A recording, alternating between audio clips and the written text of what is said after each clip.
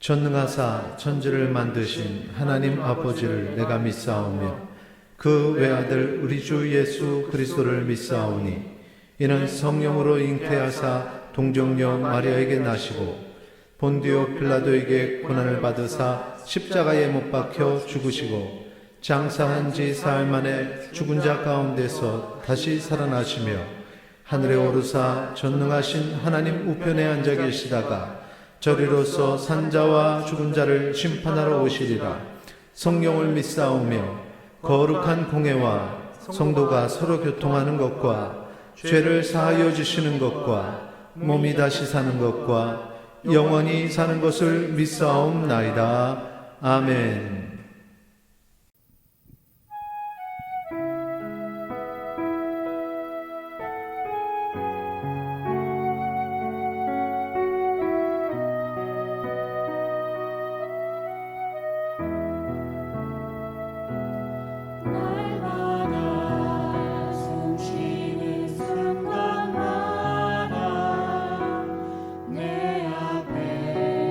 어려운 일 보내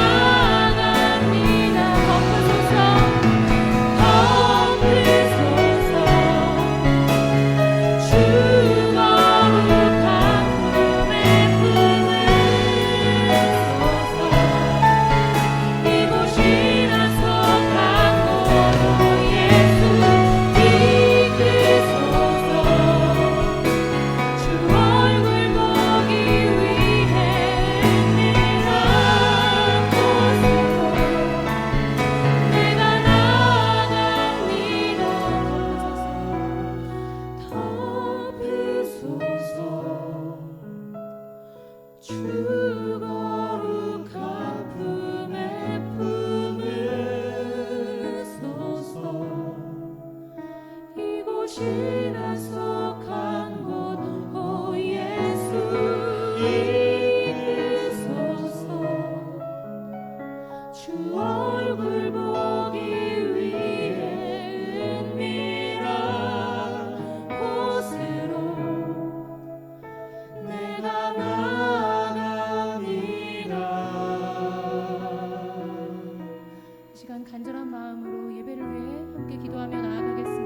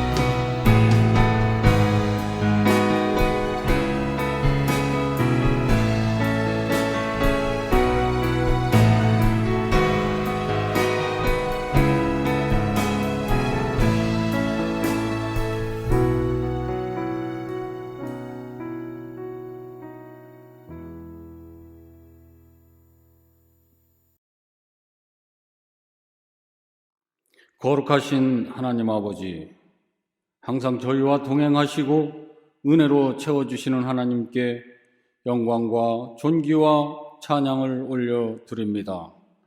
오늘도 귀한 성일을 맞아 저희들에게 주의 전에서 또 각자의 처소에서 예배할 수 있는 은혜를 허락하시고 예배를 통하여 주님을 찬양케 하시오니 감사를 드립니다. 비록 흩어져 예배를 드릴지라도 정성을 다하여 드릴 수 있도록 성령님께서 이끌어 주시옵소서. 자비로우신 하나님 아버지, 지난 한 주간도 저희들 주님의 자녀답게 살지 못하고 주님의 말씀을 잊은 채 믿음 없는 자들같이 살아왔음을 돌아봅니다. 주님, 이 시간 저희의 허물을 고백하고 회개하오니 용서하여 주옵시고 주님의 선하심 안에서 힘을 얻고 살아갈 수 있도록 인도하여 주시옵소서. 금년 벌써 상반기 지나고 여름을 맞습니다. 두 달의 무더운 여름을 잘 견디어 보내므로 가을의 결실을 얻을 수 있는 것처럼 우리에게 일시적으로 다가오는 어떠한 어려움과 고난도 잘 이겨내어 아름다운 믿음의 열매를 맺게 하여 주시옵소서. 우리 성도님들 이 시간도 주님의 은총을 사모하는 마음으로 주 앞에 나왔습니다.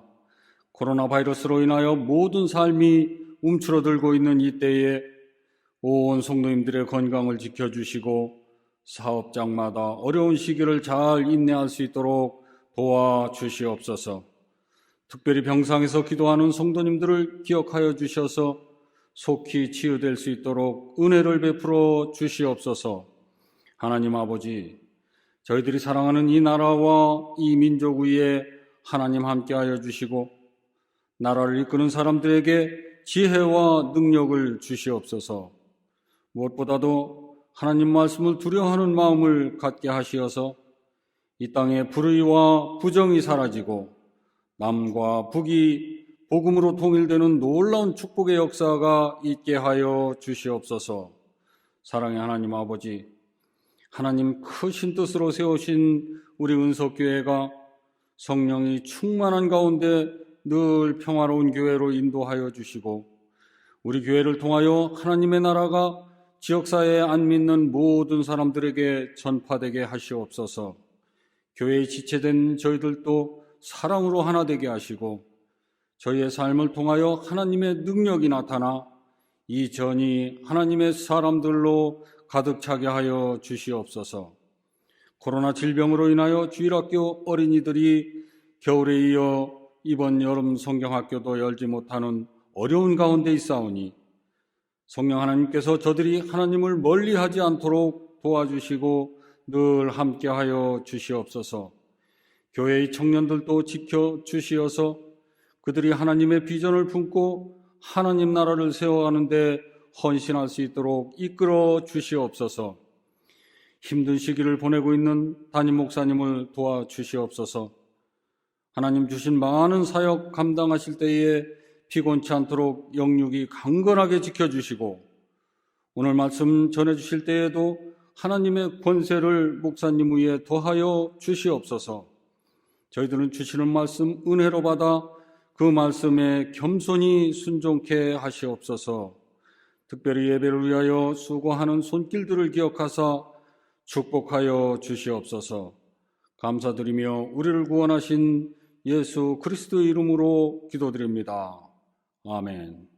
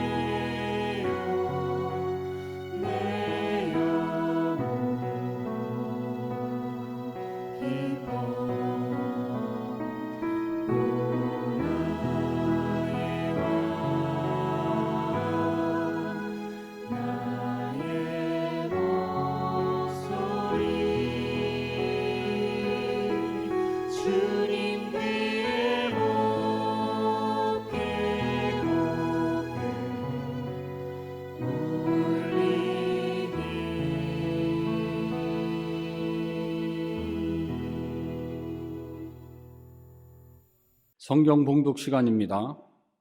요한복음 17장 9절 말씀입니다. 신약성경 176페이지 전후에 있습니다. 요한복음 17장 9절 말씀입니다. 제가 봉독하겠습니다.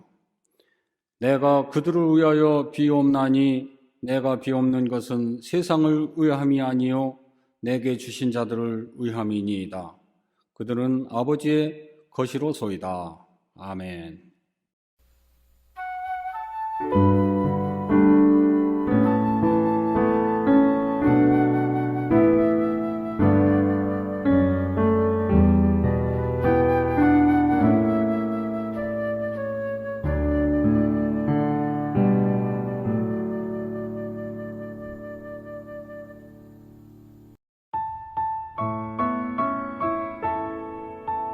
교구별, 부서별로 주일 예배를 분산하여 진행합니다. 주일학교와 중고등부 학생들도 작년 예배에 참석합니다. 점심 식사는 제공되지 않습니다. 코로나19 사태 안정을 위한 매일 기도 운동에 동참해 주시기 바랍니다. 한 주간도 승리하시기 바랍니다. 샬롬.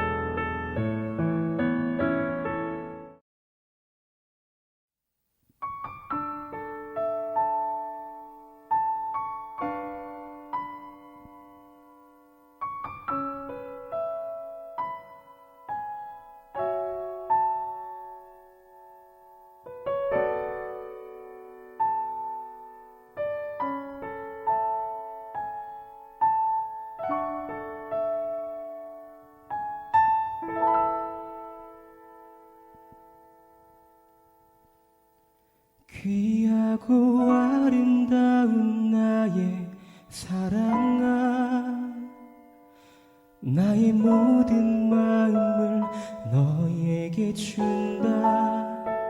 무엇보다 소중한 나의 사랑아, 나의 모든 정성을 너에게 준다. 나의 기쁨아, 나의 사랑아,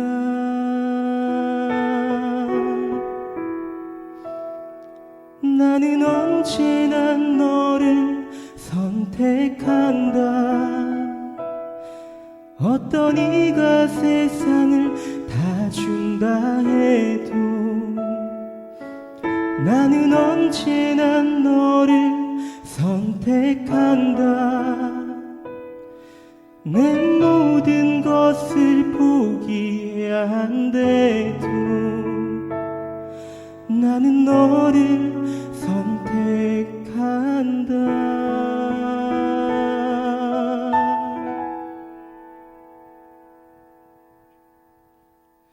어디에 있던지 무엇을 하던지 상관하지 않고 너를 사랑한다. 네가 나를 사랑하지 않아도 상관하지 않고 너를 사랑한다. 나의 행복아, 나의 사랑아,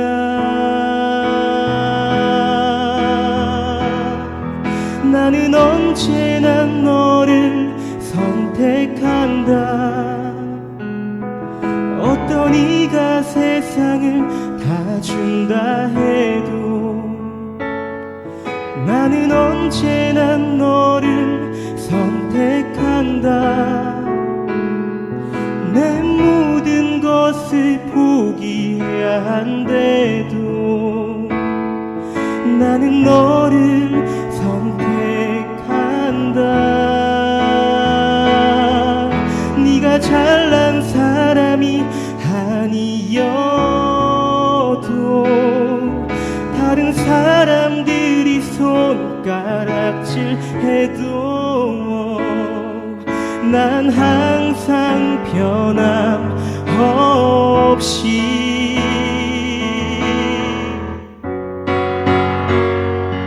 나는 언제나 너를 선택한다. 어떤 이가 세상을 다 준다 해도 나는 언제나 너를 선택한다. 내 모든 것을 포기해야 한데도 나는 너를 선택한다.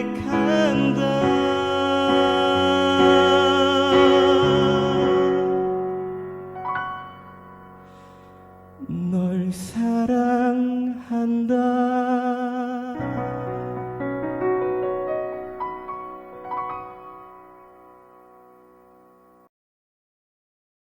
7월 둘째 주일에 예배에 참여하는 모든 성도님들 환영합니다. 또 온라인으로 영상으로 각각의 처소에서 참여하고 있는 성도님들께도 또 하나님이 함께 하시는 은혜가 동일하게 이루어질 줄 믿습니다. 옆에 있는 분들과 우리 교제할까요? 사랑합니다. 축복합니다. 이렇게 인사하겠습니다. 기도하시겠습니다. 거룩하신 하나님, 주님께 귀한 예물을 드렸습니다. 예물을 통하여서 복음이 증거되게 하시고 우리의 건강, 우리의 모든 삶을 통하여서 하나님께서 영광 받아 주시옵소서. 오늘 이 시간 말씀 주실 때 저희들에게 이해할 수 있게 하시고 깨닫게 하시고 그 말씀 붙잡고 승리하며 살아가게 하여 주시옵소서. 감사드리며 예수 그리스도의 이름으로 기도 올리옵나이다. 아멘. 오늘 우리가 계속해서 도르트 신앙 고백의 핵심인 칼빈주의 5대 교리 살펴보고 있습니다. 칼빈주의 5대 교리가 무엇이었습니까? 우리 같이 한번 따라서 읽어보죠. 칼빈주의 5대 교리는 1. 전적 타락, 2. 무조건적 선택, 3. 제한 속죄, 4. 불가항력적 은혜, 5. 성도의 견인입니다. 이 영어의 앞자들을 따면은 튤립이라고 했죠. 그리고 이 도르트 신앙 고백이 이 도르트 신앙 고백이 나왔던 도르트 총회, 그 장소 도르트가 바로 네덜란드에 위치하고 있어요. 그래서 네덜란드 하면 또 다른 튤립, 튤립을 우리가 이렇게 생각을 하게 되죠. 오늘은 칼빈주의 5대 교리 세 번째 제한 속죄에 대해서 나누도록 하겠습니다. 이 단어를 우리가 조금 쉽게 표현하면은 그리스도의 십자가 보혈이 무조건 모든 사람들의 죄를 사하시는 것은 아니다 라고 이렇게 표현할 수 있습니다. 그리스도의 십자가의 보혈로 속죄하실 때는 하나님께서 택하신 자로 제한하시는 거죠. 이것이 바로 제한 속죄입니다. 이 내용은 도르트 총회에서 논쟁이 되었던 교리 중에서 그리스도의 죽음과 이로 인한 사람의 구속, 바로 이것과 연결이 되는 것입니다. 이 논쟁에서 알미니안주의자들이 그리스도께서 십자가에 달려 죽으신 사건은 모든 사람을 구속하기 위한 사건이라고 이렇게 말합니다. 그 주장을 보면은 학론파 제2조항 같이 한번 읽겠습니다. 따라서 세상의 구주이신 예수 그리스도는 모든 사람들과 각 사람을 위하여 죽으셨고 십자가의 죽음으로 모두를 위해 구속과 죄의 용서를 얻으셨다. 모든 사람들과 또 모두를 위해 구속과 죄의 용서를 얻으셨다고 얘기하죠. 그 다음 그러나 요한복음 3장 16절과 요한일서 2장의 2절의 말씀처럼 믿는 자들을 제외하고는 그 어느 누구도 죄의 용서를 실제로 공유하지 못한다. 이렇게 써 있습니다. 예수께서 십자가에 달려 죽으심으로 얻게 된 구속과 죄의 용서는 모든 사람에게 주어졌다는 것인데 이 주장을 뭐라고 얘기하냐면 보편속죄라고 얘기합니다. 보편적으로 모두의 죄를 대속하셨다라는 거죠.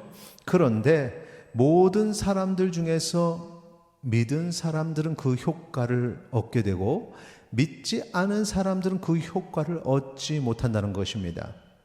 결국 인간이 믿느냐 믿지 않느냐에 따라서 구원의 결정이 되는 거죠. 결국은 이 구원의 결정권을 하나님이 아니라 인간이 가지는 결과를 초래하고 말아요.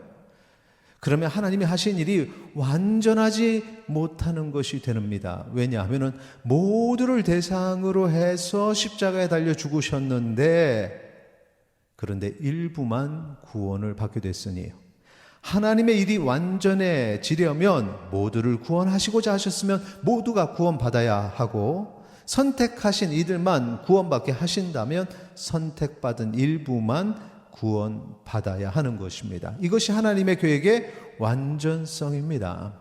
알미니안 주의자들은 하나님의 계획의 완전성을 거부하는 모습을 보였어요. 그들이 처음부터 의도를 하고 그랬던 건 아니에요. 그런데 성경 해석에 있어서 조금 잘못 짚어 나가다 보니까 그 결과는 하나님의 계획의 완전성을 거부하는 결과가 된 거죠. 반면에 칼빈주의자인 우리는 성경이 제한 속죄를 말하고 있다 이렇게 믿고 있는 것입니다. 그리스도께서 모두를 위해서 죽으신 것이 아니다. 제한 속죄 이렇게 성경에 기록되어 있고 우리는 그것을 받는 거죠. 자, 오늘 알미니안의 이 보편 속죄 그리고 칼빈주의자의 제한 속죄의 주장의 근거들을 성경을 통해서 좀 더 구체적으로 설명을 하겠습니다. 먼저 이 보편 속죄 이야기를 해보겠습니다. 알미니안 주의자들이 그리스도께서 모두를 위해서 죽으셨다고 말하는 근거 앞에서 우리가 같이 봤는데요. 요한복음 3장 16절 그리고 요한일서 2장 2절이었습니다. 한번 같이 보시죠. 요한복음 3장 16절 하나님이 세상을 이처럼 사랑하사 독생자를 주셨으니 이는 그를 믿는 자마다 멸망하지 않고 영생을 얻게 하려 하심이라. 여기 보니까 세상을 이처럼 사랑하사 독생자를 주셨다. 그래서 그를 믿는 자마다 멸망하지 않고 영생을 얻게 되었다고 얘기하죠. 요한일서 2장 2절에 보면 그는 우리 죄를 위한 화목 제물이니 우리만 위할 뿐 아니요 온 세상의 죄를 위하심이라 이렇게 말하고 있습니다. 세상, 온 세상이라는 표현이 나오죠. 하나님이 온 세상의 죄를 위하여 죽으셨다. 그러면은 알미니안의 말이 맞는 거 아닙니까? 알미니안은 그것을 그렇게 해석을 해서 이야기를 했어요. 그런데 아니라는 거죠. 이게 아니라는 겁니다. 왜 그러느냐? 성경에서 우리는 세상 그러면 이 세상을 이야기하거나 아니면 또 뭐 신앙적으로 세상은 세속적인 것을 이야기하죠. 그런데 어떤 지역적 특색을 가지고 세상을 얘기할 때는 이것이 정말 다양하게 쓰여져요. 때로는 그것이 특정한 제한을 두기도 하고요. 한 세 가지 말씀드리겠습니다. 성경에서 쓰인 세상의 여러 의미 중에 첫 번째는 신약시대에 확장된 복음을 듣게 된 전민족을 세상이라고 합니다. 복음을 듣게 된 전민족. 마가복음 16장 15절 16절 같이 읽도록 하겠습니다. 또 이르시되 너희는 온 천하에 다니며 만민에게 복음을 전파하라. 믿고 세례를 받은 사람은 구원을 얻을 것이요 믿지 않은 사람은 정죄를 받으리라. 여기는 지금 온 천하에 다니며 세상에 다니며 복음을 전했기 때문에 여기서 세상은 복음을 들은 사람들이 되겠죠.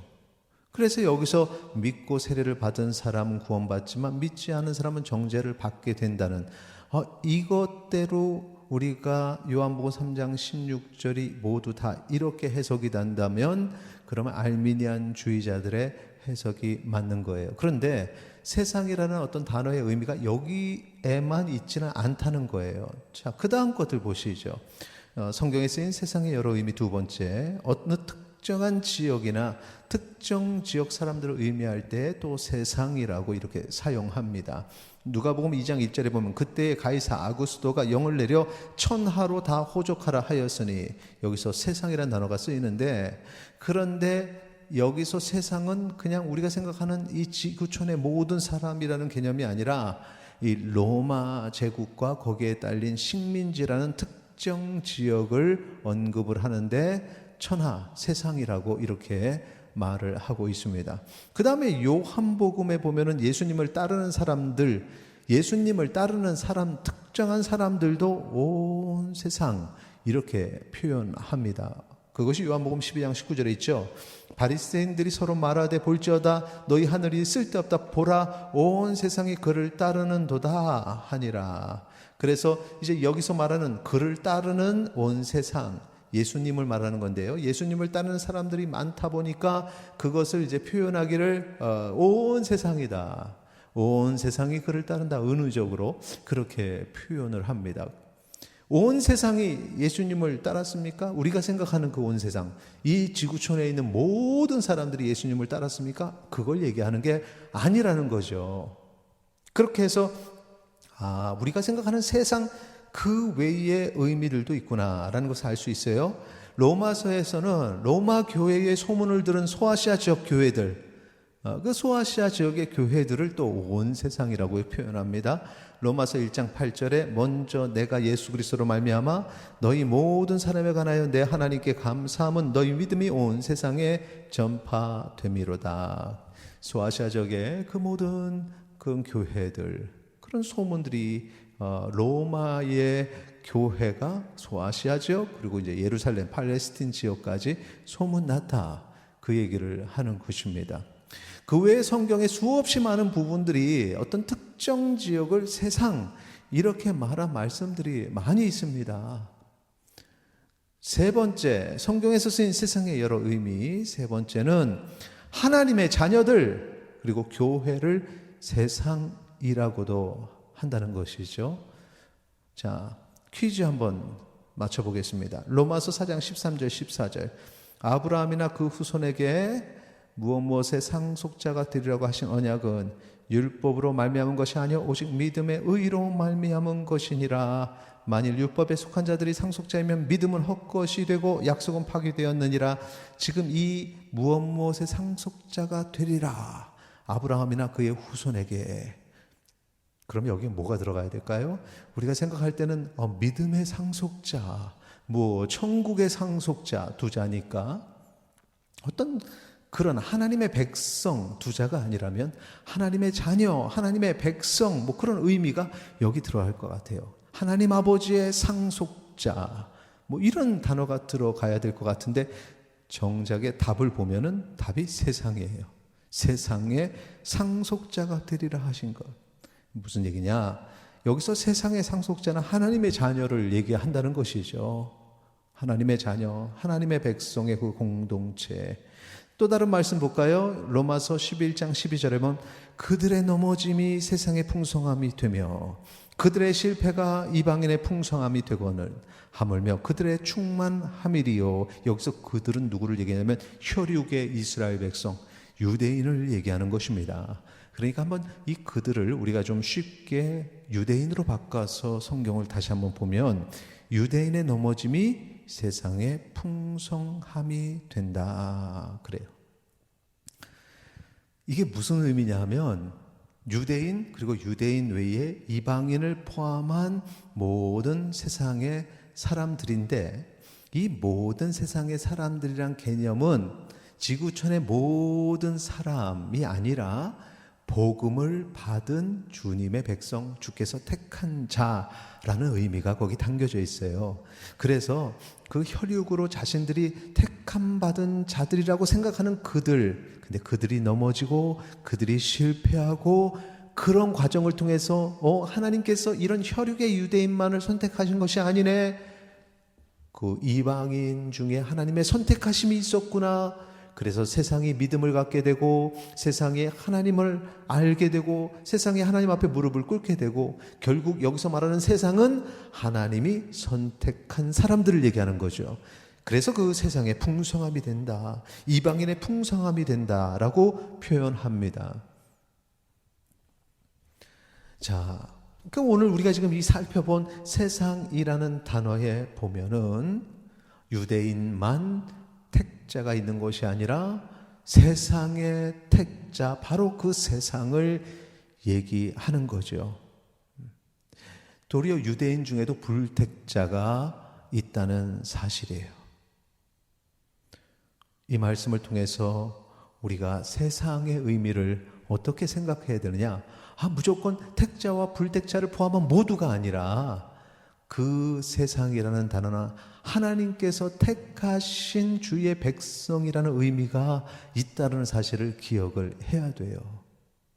그리고 단지 그것만 가지고 제한 속죄를 얘기하는 건 아니거죠.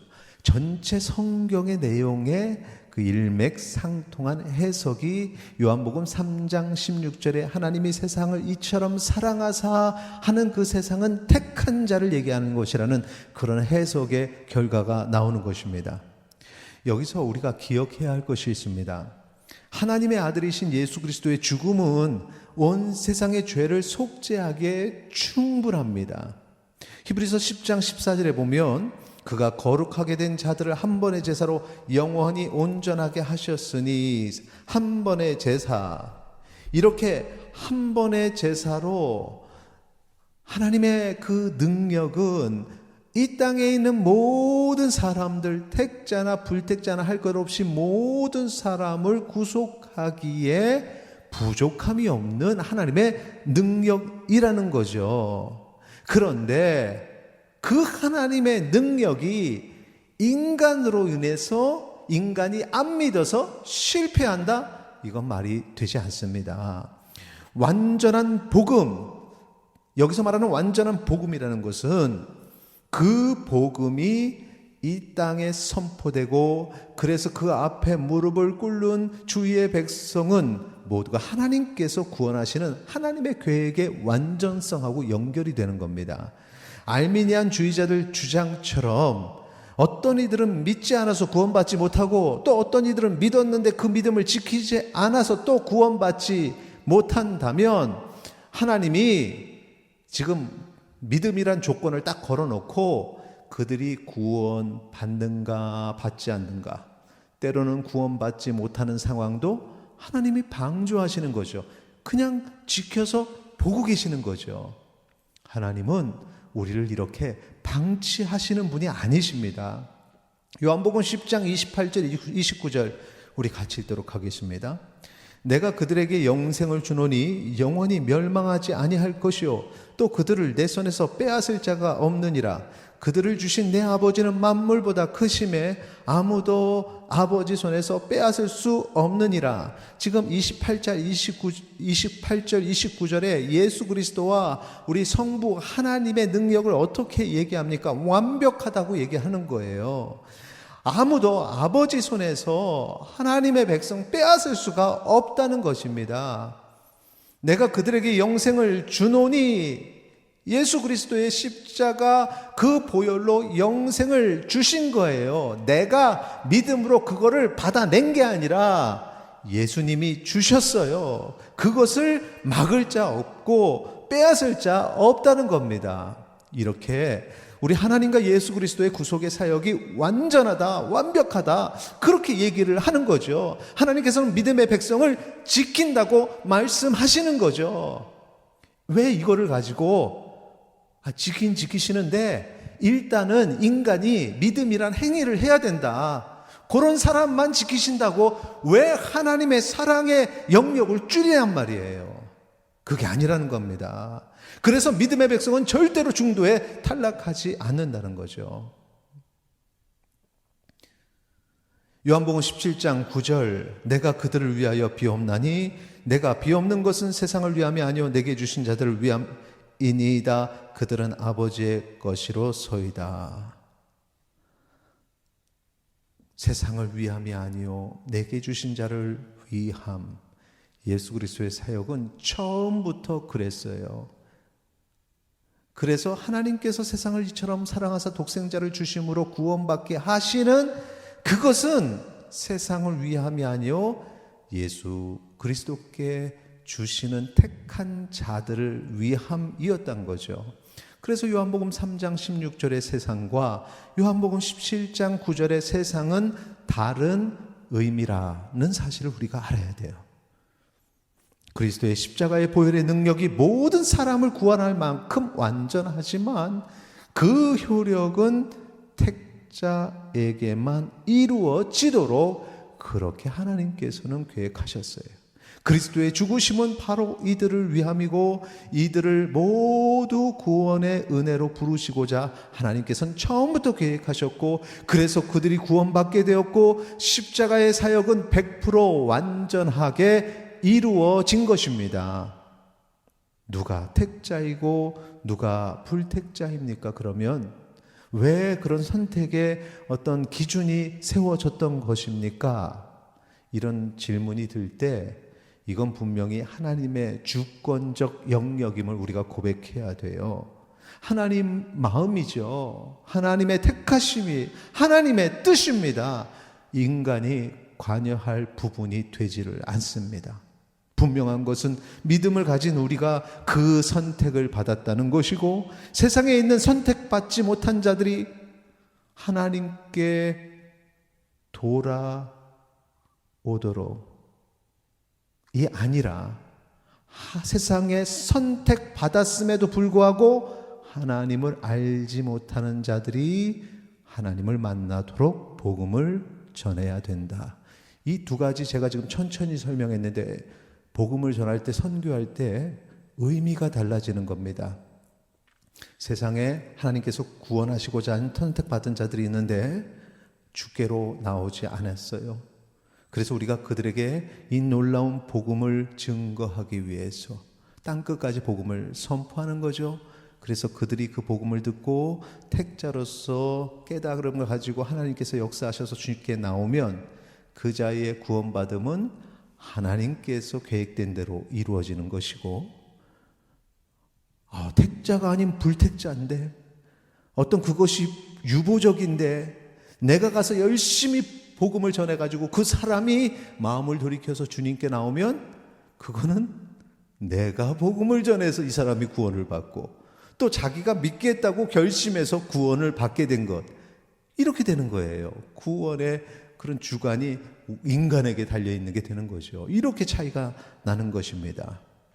그래서 우리가 복음을 전하는 행위는 세상에 있는 선택받은 자들이 하나님께 돌아오도록 하는 도구로서의 역할을 하는 것입니다. 오늘 말씀드린 이 내용을 조금 어려울 수 있지만 신학적 용어를 통해서 한번 정리를 하겠습니다. 그 단어는 뭐냐면 구원의 획득 그리고 구원의 적용이라는 단어예요. 구원의 획득은 그리스도의 죽으심을 이야기하는 겁니다. 구원의 적용은 죄인이 구원을 받았다는 것을 얘기하는 거예요.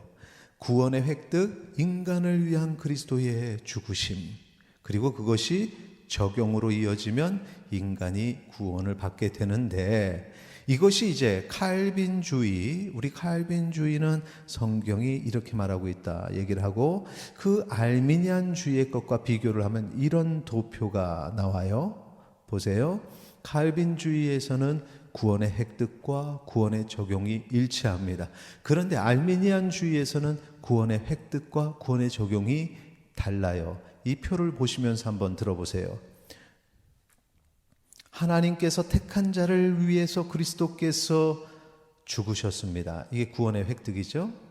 그리고 바로 그 택한 자들이 믿음을 통해서 구원을 받습니다. 그래서 구원의 획득과 구원의 적용이 같습니다. 이게 바로 하나님 구속의 계획의 완전함이에요. 그런데 알미니안 주장은 어떻다고요? 모든 사람을 위해서 그리스도께서 죽으셨습니다. 이게 구원의 획득이에요. 그런데 구원의 적용을 보면 오직 믿음이라는 행위를 한 사람만 구원을 얻게 됩니다. 구원의 획득과 구원의 적용이 같지 않습니다. 그래서 하나님의 구속의 계획이 완전하지 못하다고 얘기하는 겁니다. 하나님의 구속의 계획, 그것은 하나님의 완전하신 사역의 모습이에요. 이렇게 불완전한 모습으로 나타나지 않는다는 거죠. 그래서 알미니안의 주장은 틀렸다는 것입니다. 말씀을 정리하겠습니다. 하나님은 완전하십니다. 하나님께서 행하시는 일도 완전하십니다. 하나님의 구속의 은혜도 완전합니다. 그래서 하나님께서 계획하신 대로 택하신 자들은 모두 100% 구원을 받습니다. 그리스도께서 죽으심으로 속죄하심의 효력이 모두에게 나타났다. 아니요, 택하신 자들에게만 나타나는 것입니다. 그리고 바로 우리가 하나님의 소유된 백성이요, 우리가 주의 택함 받은 자녀입니다. 하나님께서 우리를 사랑하셔서 십자가를 지셨고, 하나님은 우리에게 귀하고 아름다운 나의 사랑아, 이렇게 말씀하시는 것입니다. 하나님이 우리에게 나는 너를 선택한다. 설교 전에 우리 김 집사님이 찬양했던 그 찬양 가사의 내용이죠. 그 내용이 바로 택함 받은 그 놀라운 은혜, 그 은혜를 내게 주신 주님의 음성인 것입니다. 이것이 바로 제한 속죄입니다. 이 시간 우리가 기도하는 시간을 갖기를 원하는데, 그 전에 이번에 찬양은 함께 부르기보다는 한 번 더 들었으면 좋겠어요. 우리 앞부분에 우리 김도빈 집사님이 찬양을 올렸는데, 그 찬양의 가사가 이 제한 속죄, 특별히 나를 택하시고 죄를 속죄해 주셨다는 그 하나님의 선택하심의 고백이 그 가사에 담겨져 있습니다. 그래서 우리가 근데 찬양이 조금 어려워요. 그 찬양을 따라 부르셔도 좋고요. 우리가 같이 묵상하면서 가사를 생각하면서 찬양을 들으시고 기도하는 시간 갖도록 하겠습니다. 우리 함께 마음으로 찬양 올리겠습니다.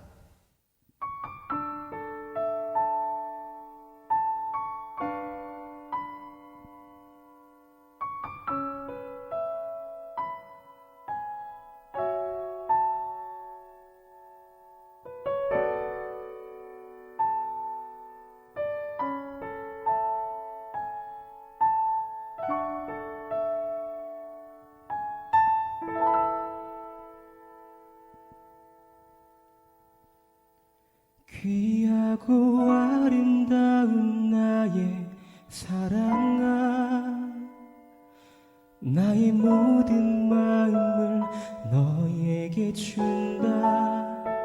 무엇보다 소중한 나의 사랑아, 나의 모든 정성을 너에게 준다.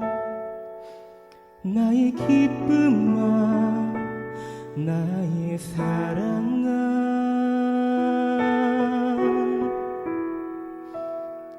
나는 언제나 너를 선택한다. 어떤 이가 세상을 다 준다 해도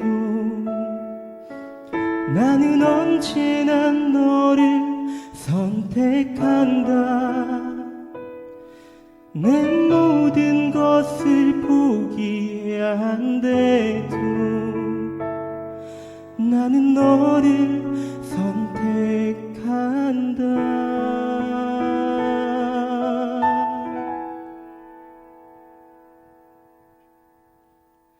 어디에 있던지 무엇을 하던지 상관하지 않고 너를 사랑한다. 네가 나를 사랑하지 않아도 상관하지 않고 너를 사랑한다. 나의 행복아, 나의 사랑아,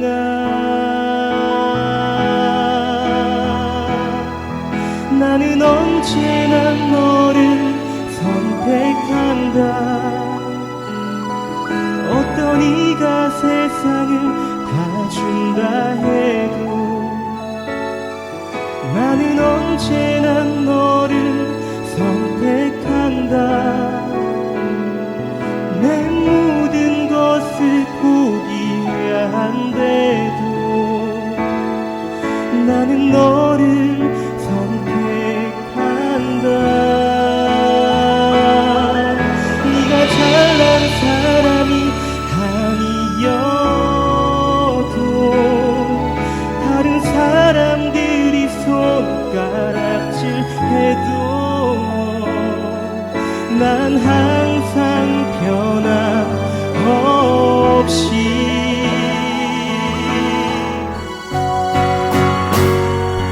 나는 언제나 너를 선택한다.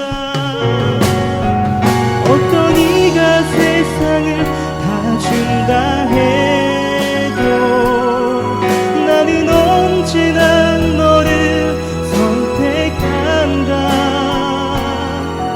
내 모든 것을 포기해야 한데도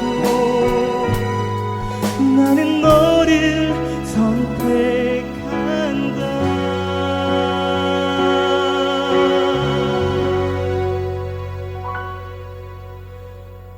널 사랑한다.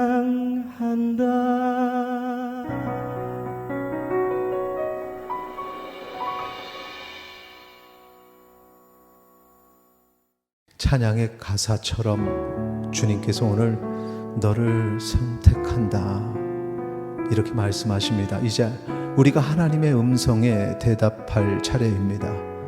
무엇이라고 주님께 말씀하시겠습니까? 우리 함께 주님 앞에 기도하겠습니다. 거룩하신 아버지 하나님, 주님의 택하심에 은혜를 우리에게 허락하시고 감사합니다.